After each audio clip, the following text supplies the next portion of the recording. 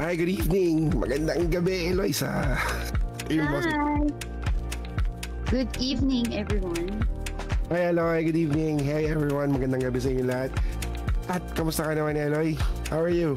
We're back. We're back, ha? Kanina parang tagal natin hindi nagkita, ha? Oo nga eh. Mga after ilang hours? 5 hours? Kamusta yung basking mo? Hindi ako tutuloy mag-basking kasi maulan. Kamusta kayo? Naulanan ba kayo dyan? It's a very rainy Thursday. Sobrang lakas kahit dito sa area namin walang tigil talaga. So I'm sure kanina pa nag-aantay sa atin yung mga viewers natin, yung mga nanood ng pre-Valentine pilot episode natin.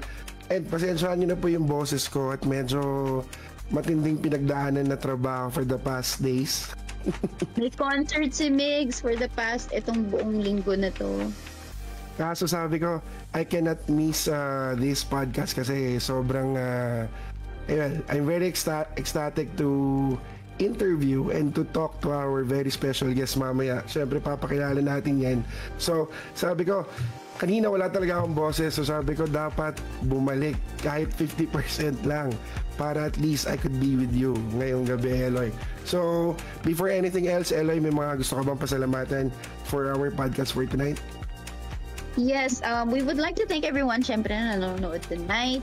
Please don't forget to follow us and to like and subscribe kung meron man, and to share the live stream ngayong gabi. We would like to thank Neo Cafe and Bar, Hobby Hive, Ozin Hub and Cafe, Hobby Hive Cafe at Unbox, Dalan Recovery Food and Bar, and Hyundai Power Product. Ayan, syempre, no? Sila rin yung nagbigay ng mga prizes natin last podcast for the Valentine's pre-pilot episode. Thank you so much po kasi natuwa yung mga nanalo last week. Si Mr. Cecil Concepcion, tama ba yung nanalo? Yes. Mr. Ricky Say. Okay? So, I think sobrang nag-message sila and thanking us na for the prize na tuwang-tuwa talaga sila. Sino ba namang hindi? Pop Mart has been crazy for the past month, and kahit sa areas like Unbox Green Hills, anywhere in Green Hills, talagang sobrang init ng mga items na yan. Kaya very sought after. So, Eloisa, ayun na nga. I am very excited sa episode natin ngayon, which is titled Kabuhayan. So, ano bang masasabi mo about it? Syempre ako super excited kasi bilang nagkabuhayan ko rin ang online or ang digital world. We will be talking about digital space tonight na alam naman natin most of us are using, di ba? Lalo na taas ang kamay dyan ng mga nasa Facebook. Most of the time, nasa TikTok at kung saan-saan sa YouTube and Instagram, di ba? So, usually, di ba, we use si paring Google para mag-search or mag-Google or Google na i-attach na nga yung word na search sa Google itself, diba? And yes, correct. Nag-i-evolve na rin ang purpose ng paggamit natin ng internet. Especially ngayon 21st century, yung smartphones, yung tablets, yung smartwatches, even yung mga kotse ngayon are very it's innovating. And like electronic cars, very fast moving na sila ngayon. Dati tinatawanan lang na parang it's something na comedy, pero ngayon everybody's going crazy para umorder ka. Sa example lang this brand very famous right now, for you to order and to have the car na gusto mo, you need to wait at least 3 to 4 months para lang doon. So me personally, also as a business person, napakarami ng paraan and techniques para mag-grow natin yung negosyo natin, and I believe yung special guest natin would be very helpful, hindi lang sa atin but of course for the viewers, and it would be something na marami silang matututunan talaga for sure. Correct. Ewan ko so sa akin, isa na as a busker, sobrang helpful ng itong topic natin tonight. So sa mga nanonood dyan na may plano na mag-pursue ng kanilang digital marketing life or anything that has to do with digital world, don't forget mag-comment na kayo dyan. Let us know what you think. Kung may mga questions din kayo, And bilang busker kasi mix, 'di ba? Nagbo-busking ako in person, kumakanta ako in person sa daan. Yes. And at the same time, para ma-maximize ko rin yung marketing ko is ginagamit ko rin ang Facebook Live. And actually, one of these days we'll be trying out TikTok Live as well. So, sobrang helpful sa akin yung digital marketing talaga. And for example, 'di ba, kahapon sa mga nakanood ng Facebook Live ko, nagulat din ako like right after ng live stream ko. Meron na palang changes ngayon sa Facebook, Migs. Yeah, tama. Na yung 30-day availability for new live videos. Sabi ko, oh my gosh, majority of my live ng videos ko per live stream. So paano na ako? So 30 days after nung live mo, i-delete siya ni Facebook. Yes. So, auto-delete na siya. Okay. And even the existing videos, magsisimula na rin siya ma-delete. But I think, ang nabasa ko, you have the option to download and transfer naman. Because Yes. we'll be providing tools ata para magawa mo yung mga download the single video download, bulk, and then they have cloud transfer, di ba? Okay. So, And single meron video din silang- download. Siguro, I think isa sa magiging solution ko will be conversion ng mga Facebook Live. Oh my gosh, malulungkot kayo, mawala na yung mga live stream natin. Kailangan ko siyang i-convert into Reels. Diba? I think that is something na medyo maganda dun sa ginawa nila. Because right now, well, hindi natin masabi because YouTube is now gaining its, yung prime panahon niya. Kasi naging Reels, nawawala yung retention ng tao pag sobrang haba ng video. But right now, marami na ulit na naghahanap ng mga medyo longer version of videos. Marami na rin naghahanap ulit. But si Facebook, being them, syempre gusto nilang, I think correct me if I'm wrong, gusto nilang i-convert mo into Reels. Kumbaga yung ginawa mong live para, for them, it's additional content on their end eh. Kasi dun sila, I think in yung 40 ni Facebook, di ba? You know what makes I'm excited? Kasi yung guest natin tonight, doon natin itatanong lahat ng tanong ko. Yes. Lahat ng katanungan ko ngayon. After So, this ready na ba podcast, kayo? the-download ko tong episode na to. After this podcast. Dapat lang. Okay. So Eloisa, I think, without further ado, alam ko, siya yung inaantay talaga ng lahat ng viewers. Actually, pinag-message pa sa akin na, Migs, bukas, kahit yung mga viewers natin na may edad na nakaraan, manonood kami yan bukas, promise. As in, manonood kami. So, of course, Eloisa, let us present yung special guest natin. Sino ba siya?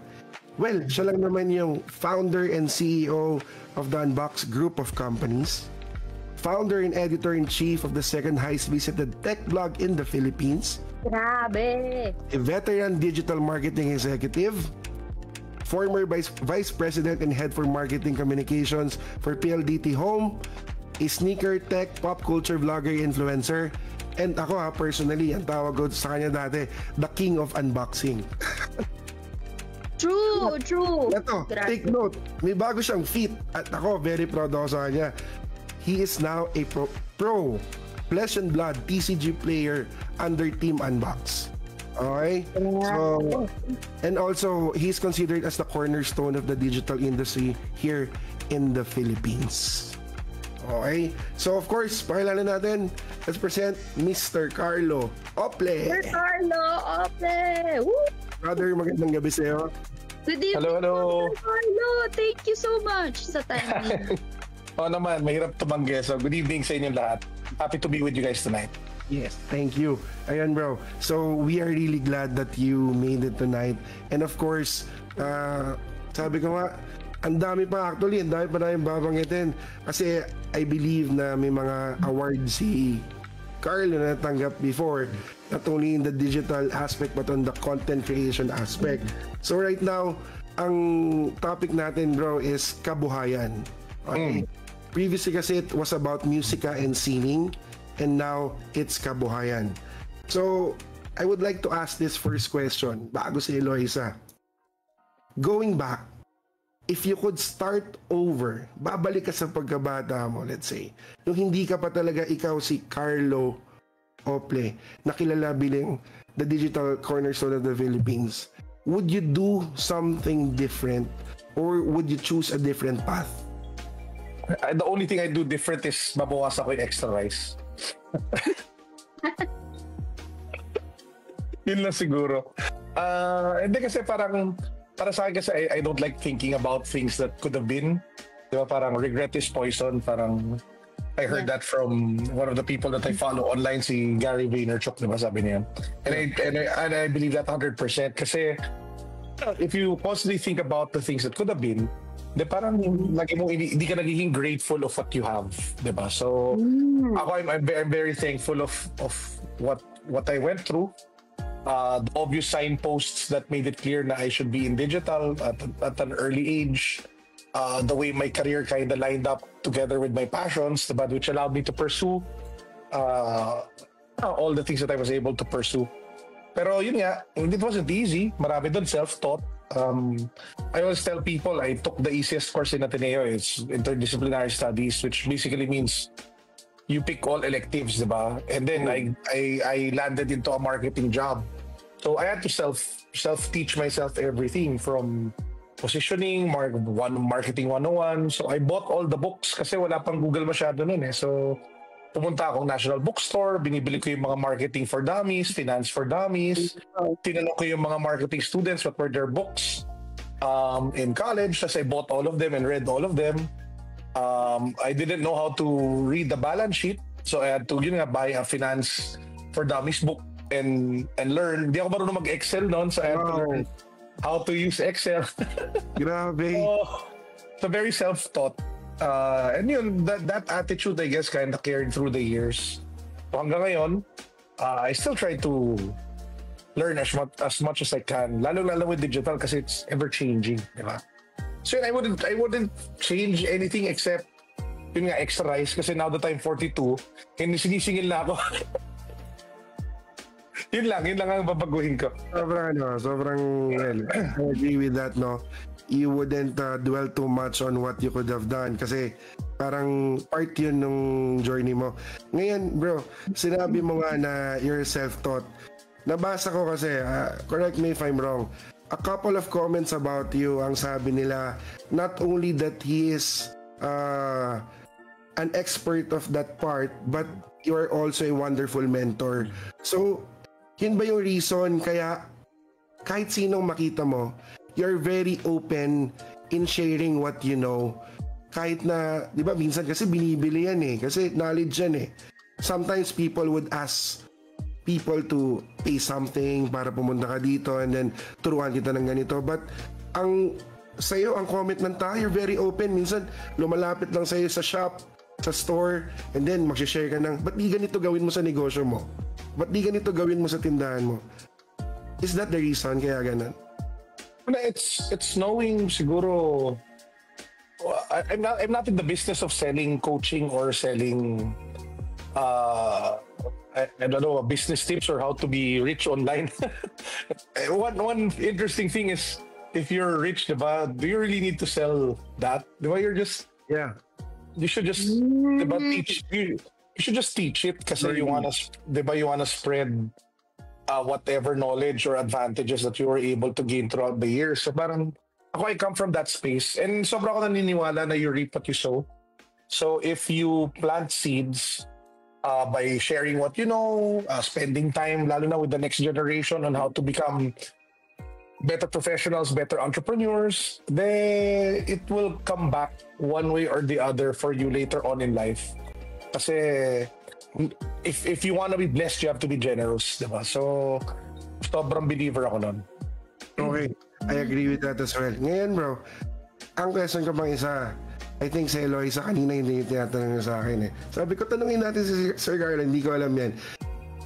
Going back, nung high school or college days, mahilig ka na ba talaga sa like the shoes, the pop culture stuff, mga ganon? Well, ever since I was young, I always had hobbies. Kasi yun yung bonding namin ng my late father. Parang naglalaro kami noon ng family, yung Nintendo. Family computer. Computer. Naglalaro kami ng Battle City, Twin Bee, Double Dragon. Battle City! So... Battle City yung party ba yan? Kanyari ka pa. Ano yan? Alam mo yung Battle City. Hindi, si Mix nagpapanggap na hindi niya alam eh. Sinungaling talaga. Siya kaya isa sa mga unang-unang bumili nun. Correct. So, ever since I was young, lagi ako may hobby. So, started with Magic the Gathering in grade school.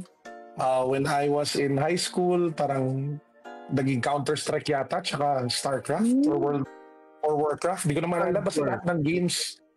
Red Alert. Nalala mo yan? Red Alert. Saka yung ewan ko kung nalaro mo yung Battle Realms. Nalaro mo. Nalaro ko din yun. Yeah, so all throughout life, parang lagi ako may hobby. So nagkataon lang talaga na even until today, I keep one or two hobbies kasi apart from finding joy in it, I try to make whatever makes me happy like part of my business para sustainable. Diba? So magandang gawin mong negosyo yung luho mo para mag-enjoy ka talaga at pwede siya tumagal versus maubusan ka talaga ng pera tapos wala kang kikitain kasi doon nagiging malala. So whenever I get into a new hobby, I try to figure out how can I make a business out of it. So doon lumalabas yung mga YouTube channels, diba? Nagkaroon ako ng Watch YouTube channel, nagkaroon ako ng NBA Cards YouTube channel. Ang dami ko mga YouTube channel. Basta kung anong pinapasok ko, lagi nagkakaroon ng content strategy/business plan yan eh, para lang kahit pa paano mapagkakitaan, di ba? So, para that has always been like a mindset that I've had. Sobrang resourceful. Yeah. Wait, I think it's something na magandang gawin, no? Or yung mga younger generation na if you're passionate about something, why don't make money out of it? Di ba? Napaisip ako bigla doon, Sir Carlo. Parang, anong ginagawa ko, busking? Paano ko siyang... Dami. Diyos ko, Fred, ang dami. Alam mo, whoever has eyeballs has the power. So you should focus on, kunyari, if I were to give you unsolicited advice, you just have to think of how to build your tribe. It's not just about the music that you create. It's about the tribe that you're building. And if you're able to build a very robust, highly engaged, invested in new type of tribe and community, the monetization can be endless. It can be in the form of merchandise, events, products, services, whatever you can think about. As long as you have people invested in you, people who wanna watch you, it's easy to monetize, di ba? So kunyari, bigyan ko kayo ng quick example. Recently lang naman ako naglaro nung, di ba yung Mix yung Flesh and Blood, yung nilalaro ko TCG? Yes. Ngayon, may gusto na magbayad sa akin para lang kausapin ko sila for 1 hour for coaching. Wow! Pero syempre sila, ang baba lang nun magkano lang yan? $40, parang 2,000 per hour. Diba? Parang ako inisip ko, parang it's not worth it. Pero sige, dahil para makatulong. Pero ganun. Sobrang totoo nga yun. Kasi like, parang dati parang laro-laro lang. Pero nakita ko na future ata si Unbox. At yung ginawa mong event last time as one of the largest, 128 players, tama ba? Tama yan. Kasi kahit anong pasukin mo dapat kasi, parang it should start with a dream, diba? Yes. Kasi once you have a dream, it's your duty to make that dream come real, to become reality. Kasi galing sa Diyos yun eh, diba? It's something that was planted in your mind. O kung hindi man galing sa Diyos, galing sa universe, di ba? Or whatever, kung saan man kayo naniniwala. Pero someone or something higher and bigger than you, put it in your head. Di ba? And that is something that you should be accountable to making a reality. So anything I get into, I usually have big dreams. Okay na rin, Flesh and Blood. Instead na iniisip ko paano ako magaling na player, iniisip ko, how do I make sure that the developers of the game will recognize the Philippines as one of the biggest markets. Yung mga tipong ganon. So, I try to move in that space na how do you make it bigger? How do you make it like even like crazier? How can you make it unattainable so that it's worth the effort? Parang ganon. Okay, no? So ako ito just one random thing na pumasok sa isip ko. I remember before may napanood akong vlog mo. I'm not sure if it's with Mr. Marvin Germo. Yeah, basta you were talking about yourself selling chicken nuggets so nagtatrabaho ka before. Tama ba, bro? Tama ba? Kasi wala akong ano nun eh. Nung, syempre, lahat naman tayo nagsisimula sa wala, di ba? So, first job ko nun, na-realize ko na yung sweldo wasn't enough. Tapos, napansin ko na may need sa office kasi lahat sila namamahalan sa kinakainan nila. Sakto. Sa baba ng condo namin, may grocery, pangalan niya Bell Cap. Tapos sila daw yung nagbebenta ng nuggets ng McDo. Sila daw yung suppliers, parang gano'n. Sabi ko, wow, sige, bibili ako. Tapos papaprito ko, lagyan ko na itlog, benta ko at a markup. So, parang kumita naman ako doon for an extended period of time. So, kumbaga kung ano man yung pwedeng pasukin, di ba? Pasukin mo na. Si Eloisa, kung yung nuggets nga, nagkakaroon ng gano'n, yung basking mo, I think it's something that you really need to, kaya mong incorporate yung pagiging entrepreneur on basking, I think. Well, while listening sa iyo, Sir Carlo, may question lang ako. I know it's medyo malayo sa topic natin, but I'm just curious, the way you speak, the way you the way you talk po, meron kayo may mga few lines na like, alam niyo yun, nag-resonate siya sa akin eh. And I'm just wondering, like, if you have top 3 people na you're following or pinakikinggan mo most of the time, I'm just curious kung sino yun. There's no singular like author. I just read a lot. Like I read like lagi ako nasa fully booked kasi yung shop namin nasa tapat na fully booked eh. So I usually in a month I read 2 to 3 books or I reread books that I read in the past. Apart from that, sino ba mga pina-follow ko sa social? Wala mga sila The Rock.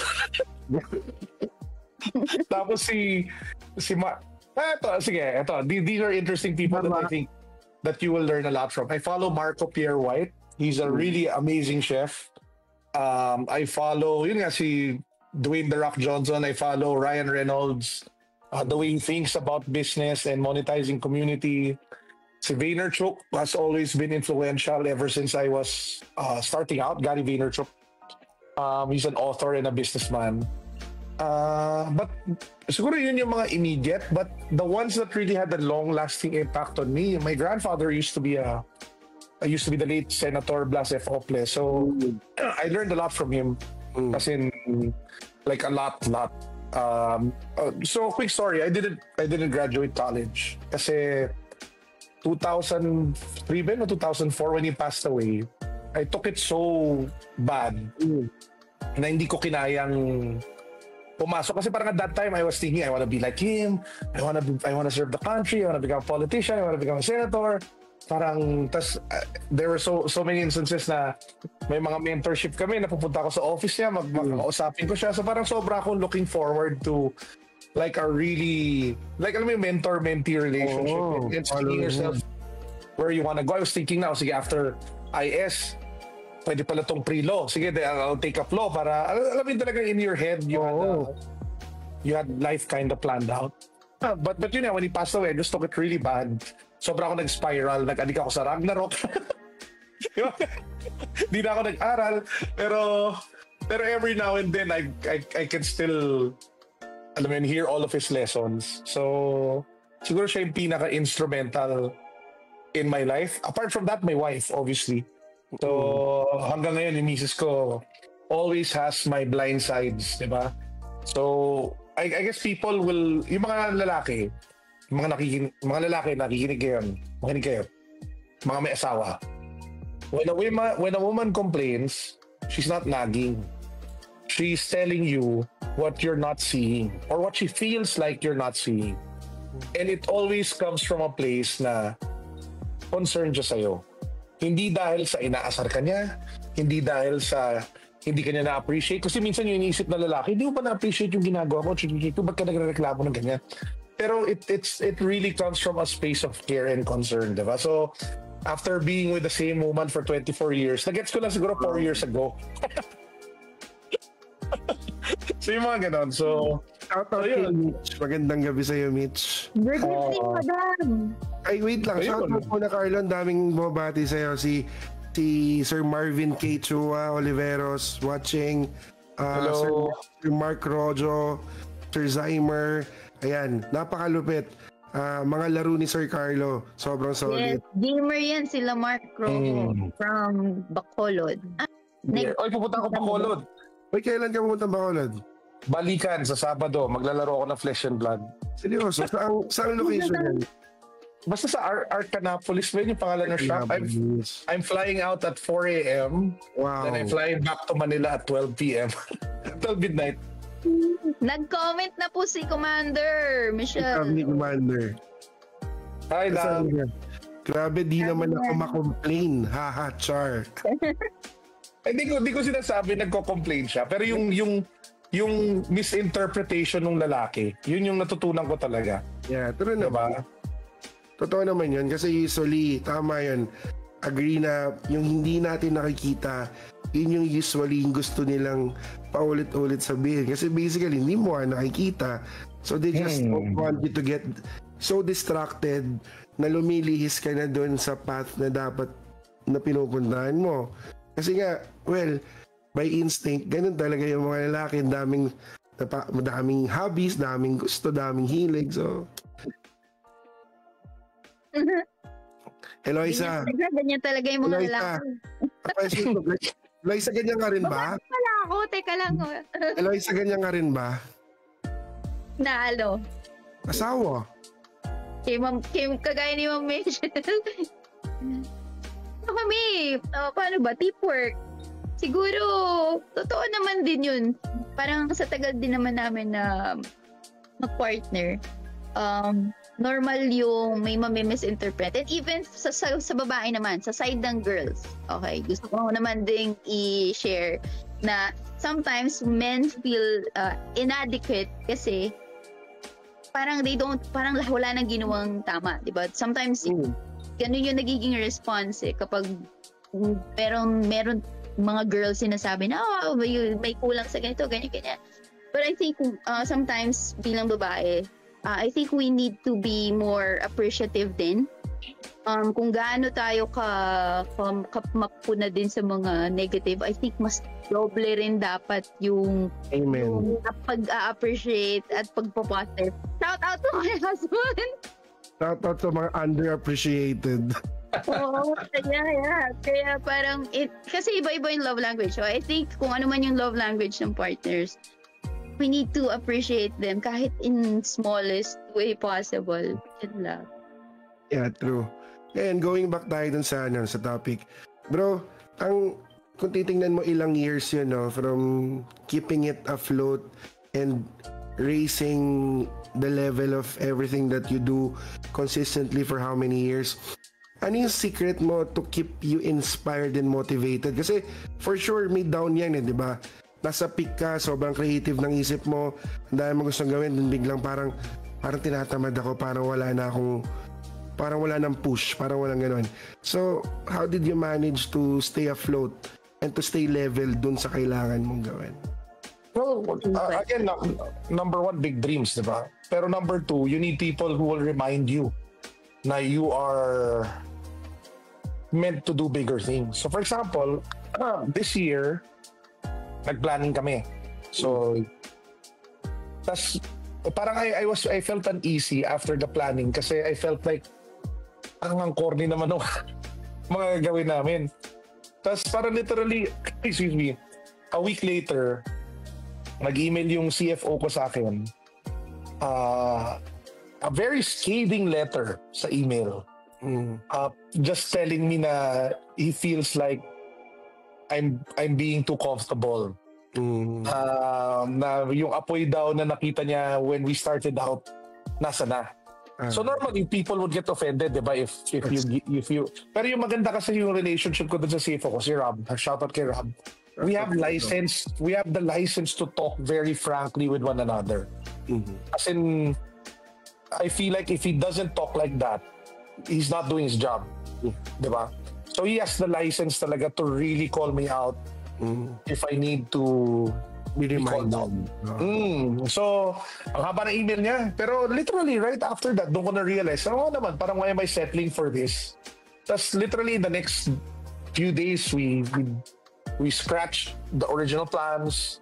now we're trying to look at how do we expand outside of the Philippines, where we've targeted already a country that we want to. We've assigned people already who will try to build a network there. I reached out already to potential advertisers and brand partners. So parang, if hindi nangyayari yung mga ganong klaseng conversations, the very hard conversations, lalo na from people who have your best interest in mind, and you're not open to receive that kind of rebuke, diba?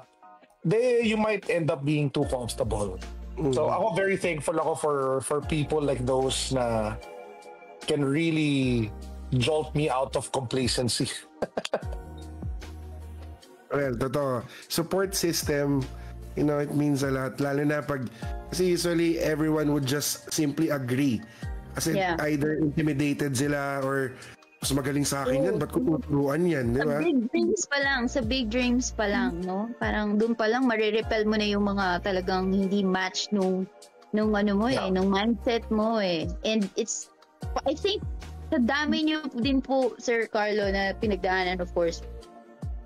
How did you handle na rin yung mga ganong, like, alam niyo yun, kung maraming nasa-fall out sa network or sa lalo na sa mga friends, kung meron man, diba? How did you handle yung mga ganong klaseng, like, sabihin natin?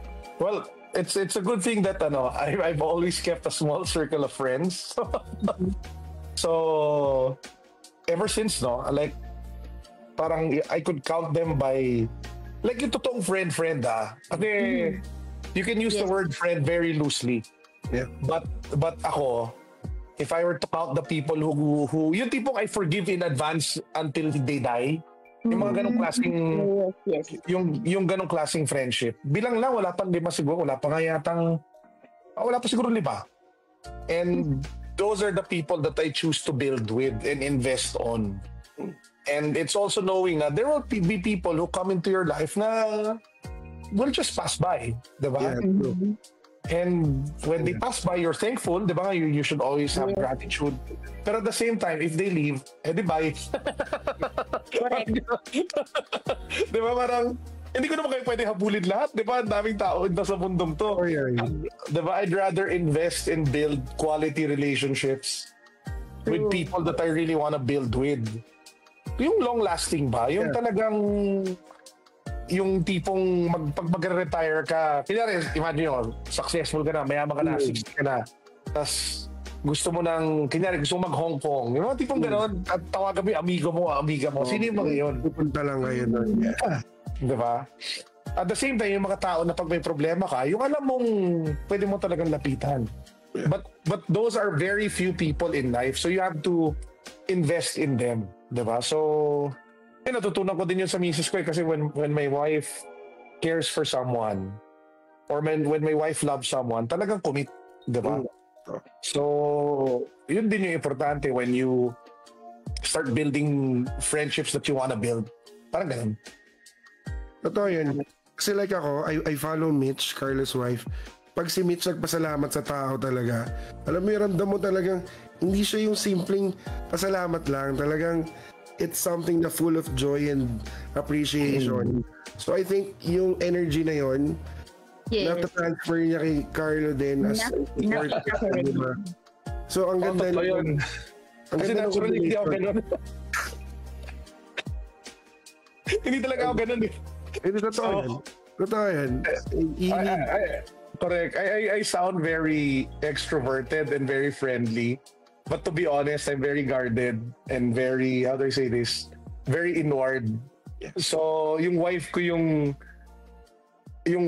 parang in the same way na yung CFO ko jolts me to dream like bigger or to jolt me out of my complacency. Yung wife ko naman is the one that teaches me to care and teaches me to love. Parang ganun. So, yun yung sikreto. Ilista mo na, Eloisa, yung mga kailangan. So, thank you for sharing that, no? Kaya ni Miss Mitch.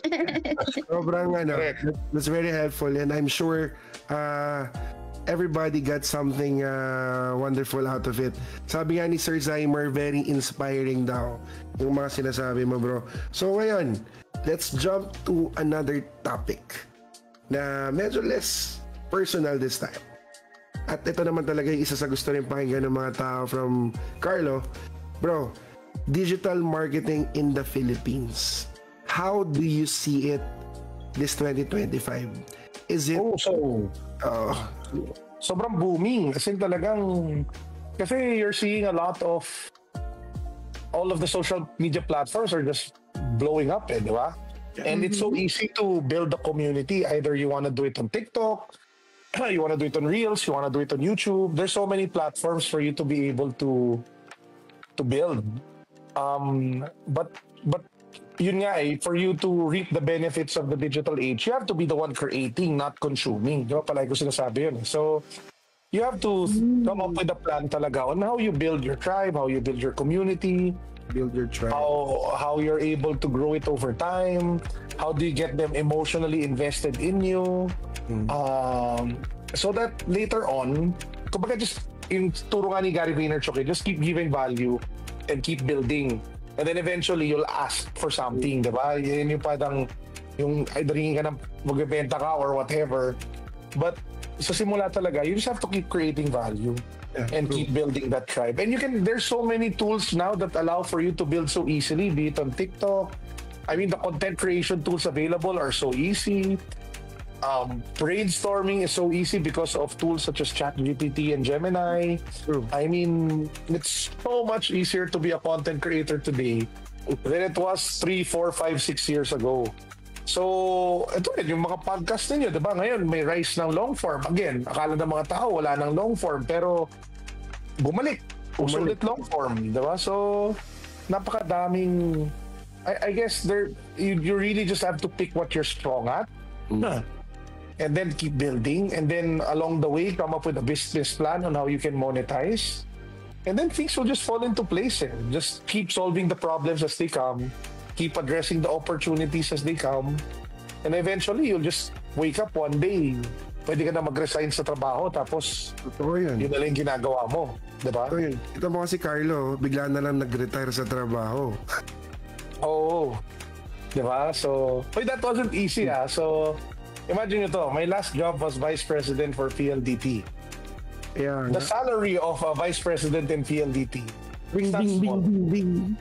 Diba? The benefits, the bonuses, it's not small. Like, I won't give an exact amount, but it was over 300,000. Like way higher than that. Tapos I gave that up. Kasi, umabot sa point na yung mga side hustle, yung mga negosyong natayo ko, can not just match it, but can surpass it.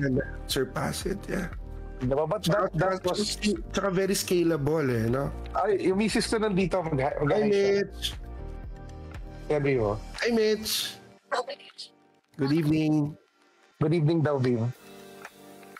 Ayun, kakauwi lang niya. Ayan, ngayon, I remember you telling me that nung nag-uusap tayo, like siguro a couple of years ago, nung bago pa lang yung Unbox, sabi mo, Unbox itself, yung Unbox Creator Network, started with how many employees? Sabi mo, 3 ata kayo? Well, it started with me. With you 2012. Alone? Oo, kasi... So, siguro rewind tayo, kwento ko sa inyo. So, I started Unbox as a tech blog in 2012. Sideline ko siya while I was in TV5. Okay. Pero my plan back then was already na eventually, I'll resign and just pursue content creation. So that was 2012. Tas every night, every day, ako yung nagsusulat doon. Ako yung gumagawa ng news, ako yung nagsusulat ng articles, ako yung gumagawa ng reviews. That was for well over, I don't know na, more than 10 years. I didn't want more, siguro mga 3 years pala ginagawa ko yun. Kasi eventually I hired people. And then I started building teams. And then, after Unbox became a business, tuloy-tuloy pa rin ako sa trabaho ko until nakita ko na ang hirap labanan ng mga YouTubers. So instead na labanan sila, ma-manage ko na lang sila. Diba? So, nagtayo ako ng Unbox Creator Network, which is our talent agency / influencer management arm. So we represent the top tech, finance, content, and motoring creators now in the Philippines. So, kami nagre-represent sa kanila for brand deals, kami naghahanap ng mga brands that will, advertise with them, mga ganyan. And yun, lumaki ulit yun.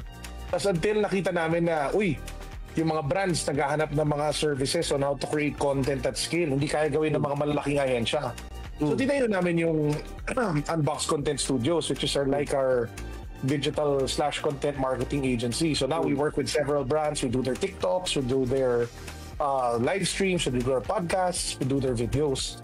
So it's just constantly building and creating and making businesses, diba, and opportunities come to life. So now, all together, yun yung parang Unbox group of companies. Yung tindahan sa Green Hills, yun pa nga yung masakit sa ulo. Parang kukumputing ko yung effort versus the revenue. Parang yun yung pero wag ka. Yan yung pinaka-safe zone mo. Yun yung pinaka-masaya. Doon ako pinaka-nag-enjoy. Pero yun nga. So imagine nyo lahat yun, ginawa ko. Wala yung working. Grabe. Wala yung the job. Diba? Until lumaki na siya. Tapos pwede ko nang bitawan yung trabaho. So yun yung nangyari doon. Basically, ang first step, Eloy, build big dreams. Dream big. Step 2, build a tribe. Yun yung mga key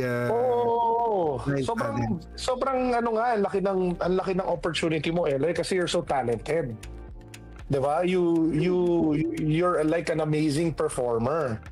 So parang it's easy to get people invested in you. It's easy to get people to rally around you. But maybe what you can think about is, parang apart from music, parang what do you want to stand for? Diba? So that people really, alam mo yun, people will really... Nandun na po ako sa part na yun, Sir Carlo. Thank you for na-mention nyo yun at nakikita nyo. Pero I think, I know na in time, if hindi lang, I know, alam naman ng lahat, busking and music, diba? Pero meron din ako mga passions in life na gusto ko rin doon mag-focus eh. So, yun lang, wala lang. Nikilig ako doon sa part na yun. Ayun. Okay. So, yun nga, that's how you establish a long-lasting business. Well, ang sarap isipin na from one person and now the tribe has been bigger than ever. Kasi nakalimutan pa yung mention si Versus, Carlo, di ba? Ilang buwan pa lang yung Versus. Ilang months pa lang yun. Diba? Wala pang 1 year. Yeah. May team na siya of around 4 or 5 people, I think, running it. See? Tapos it was profitable within the first 3 months. Wow. So, it was a good business. Diba? Pero again, hindi nangyari yun dahil tsaba. It's because yung foundation of network, building relationships with advertisers, the muscle of creating content through the years. So, datong ginawa namin yun. It was very strategic and planned, diba? So ngayon, we have a motoring website, Cambio naman, kasi nga, dumadami yung mga EV vehicles, so we want to capitalize on that. So it's very, very deliberate, diba, what we want to build. So, yun yung, I guess, yun yung parang where we're at, or what I'm trying to do. Pero yun. Tsaka, dapat may mata ka. Pansinin nyo yun. Si Carlo kasi, if you listen to him mula kanina, you need to have the eyes and the ears for ano yung magiging the next big thing, or ano yung magiging gusto ng mga tao. Kasi if it's something na that will definitely be profitable for you, kasi hahabulin ng tao, hahanapin ng tao. Katulad niyan, yung mga ahensyang malalaki, they don't have the capability to do the digital marketing part or the content part. So, he provided the service. So, ba't pa maghahanap ng iba? Eto na to. Kompleto na lahat. Gagawin na lang para sa'yo, di ba? Tapos, nauna siya. Yun yung mahalaga. Kasi if late niya na ginawa, definitely, it's a different story. Di ba? Ayan, let's read. Ito ang sweet naman itong message or ng comment ito. From Aaron Rayo, Unbox GH supporter since day 1. Naging safe zone ko for my hobby and other hobbies. Pumapasok nang nawawala ng pera paglabas. Sabi ko, sweet na di ba? Hindi lang ikaw. Pati kami. Shoutout kay Aaron. Matagal ko nang nakakausap yan online. Okay bro, no? Naman, ang question namin ni Ellie sa'yo, for 2025, ano yung top 3 business trends na sa tingin mo magbo-boom aside from the digital marketing part? Wow, that's it's an interesting question. Well, parang I think it's still the same eh. Parang people who build communities and monetize those communities will still end up, being at the top. TikTok is becoming a big thing, so baka TikTok is already a big thing, but there is a move towards long-form content. So baka that's one trend. Diba, podcasts, shows like this, that might be something that will whet appetite of people who want to consume content as well as advertisers. Siguro another interesting thing is I think creators will realize na they have to be entrepreneurs talaga.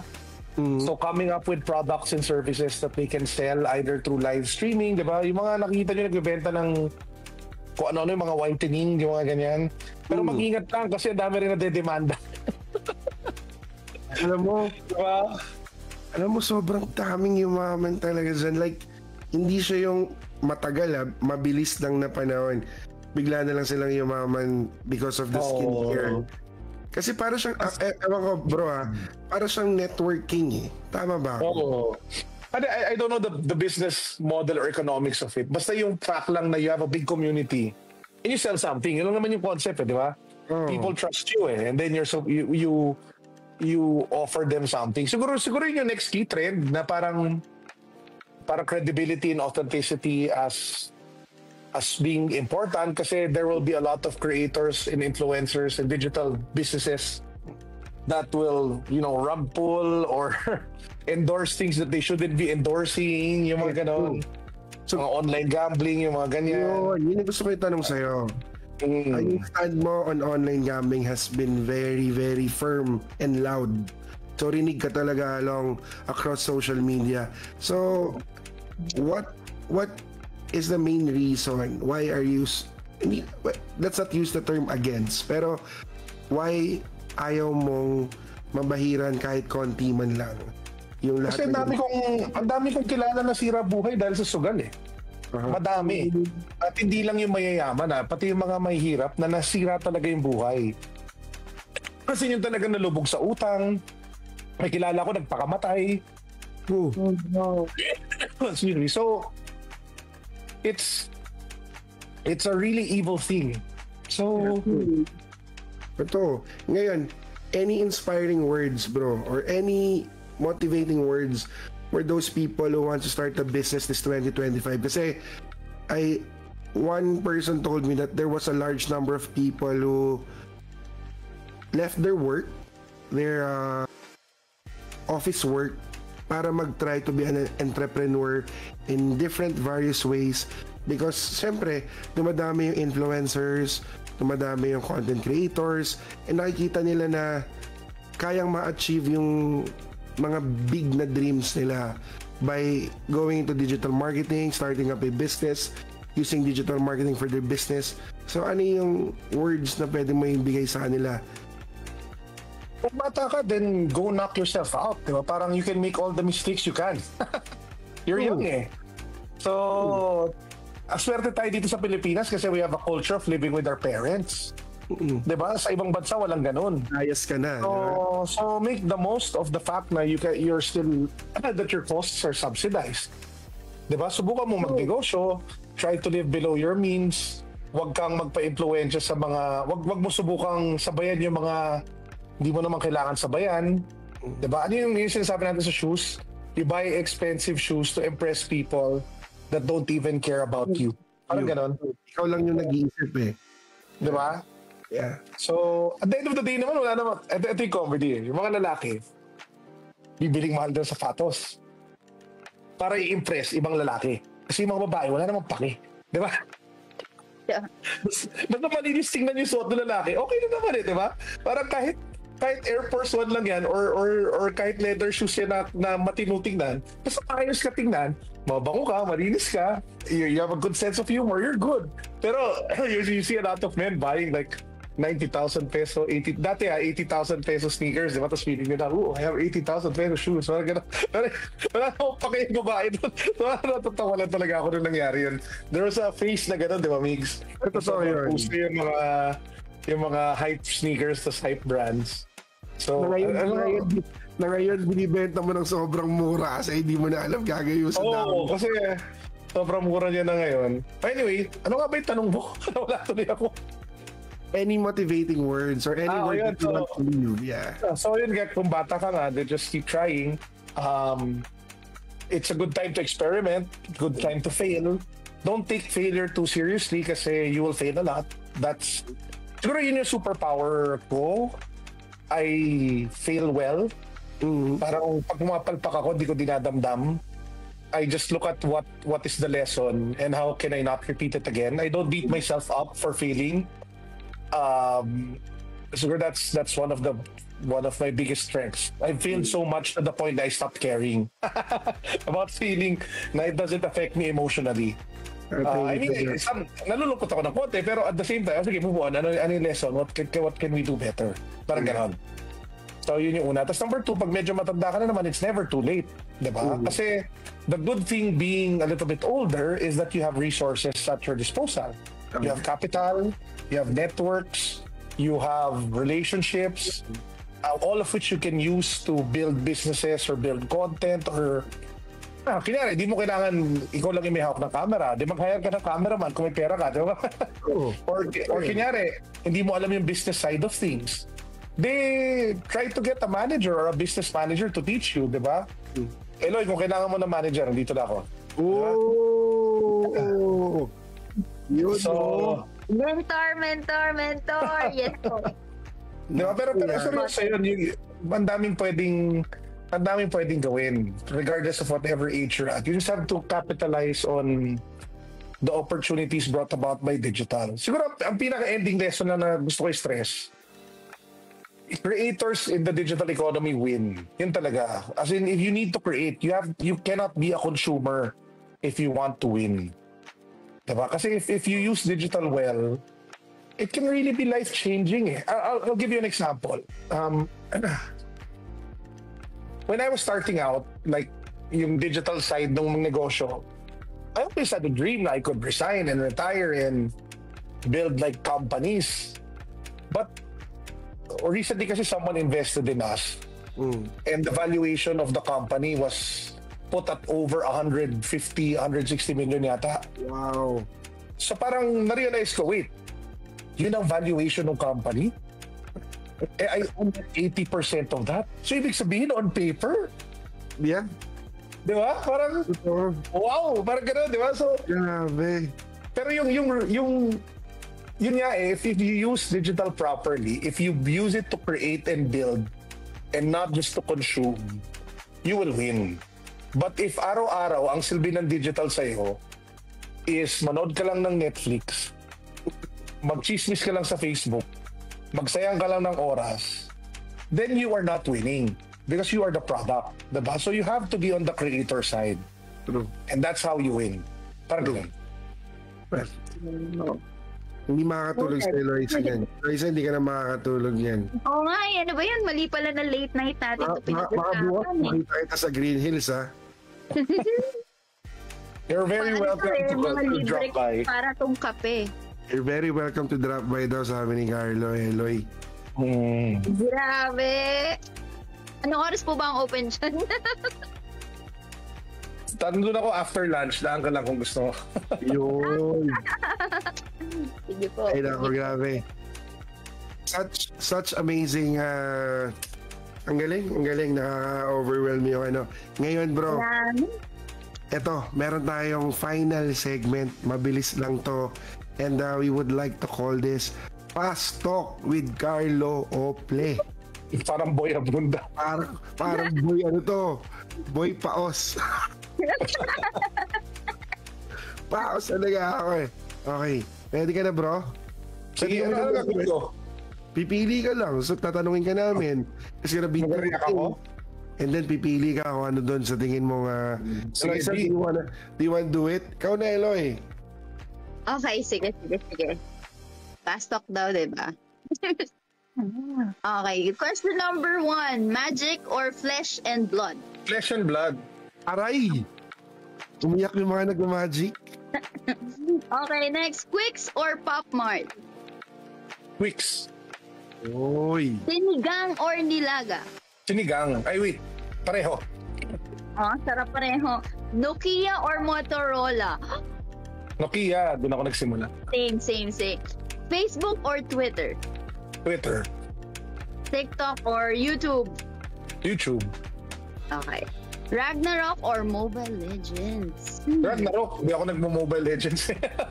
O, ibahin mo yung tanong. Ragnarok or Pokemon? Oh. Ragnarok. Di rin ako nagpo-Pokemon. Ang dami mong barahan ng Pokemon. Hindi ka nagpo-Pokemon. Hindi. Nasa tindahan. Pero hindi ko naman linalaro yun. Okay. Coffee or Coke Zero? Coke Zero. Netflix or chill? Chill. Ano ba to?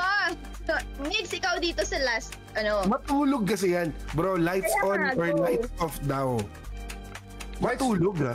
Lights off. O, see? Pag Bro. natulog. Ako hindi. Ba't Ikaw yun? hindi? Hindi. Ayoko Ako ko dati- ng sobrang. Ako dati kailangan may ilaw pag matutulog. Pero ngayon, siguro comes with age. Yes. Totoo yun. Hindi kasi dati, pero ano seryoso to, pag dati, pinapatagal mo bago ka matulog, pag bata ka. Ngayon, naghahanap ka na ng paraan para makatulog ka agad. Okay. So, papatayin mo na lahat ng ilaw para lang you get the right amount of sleep that you need. Kasi sleep is important. True. Oh, yeah. Totoo yan. Kung talagang pag sa edad, ewan ko, Eloisa, bata pa to si Eloisa, ang hirap. 23 lang kasi ako. Uy, mahiya ka naman. Mahiya ka naman. Malalaman din ni Carlo yung edad mo pag pinasa mo yung CV mo.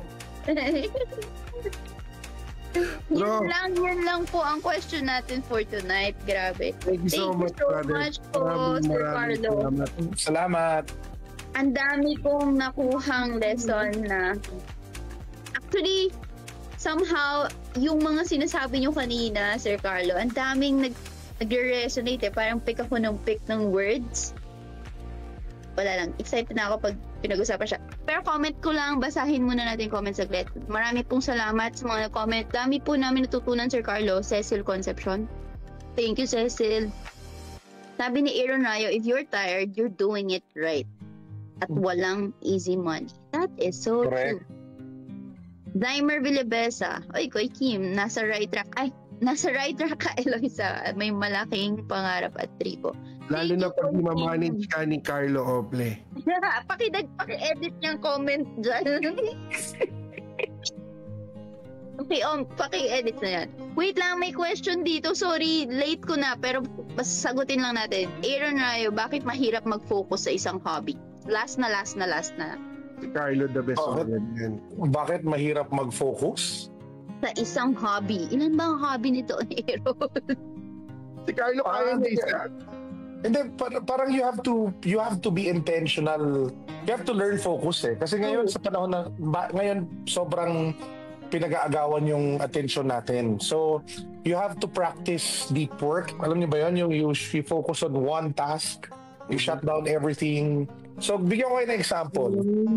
And ito yung reason, Migs, kung bakit pag tumatawag ka or nag-message ka, hindi ko nasasagot. Kasi yung phone ko naka-do not disturb. 100% of the time.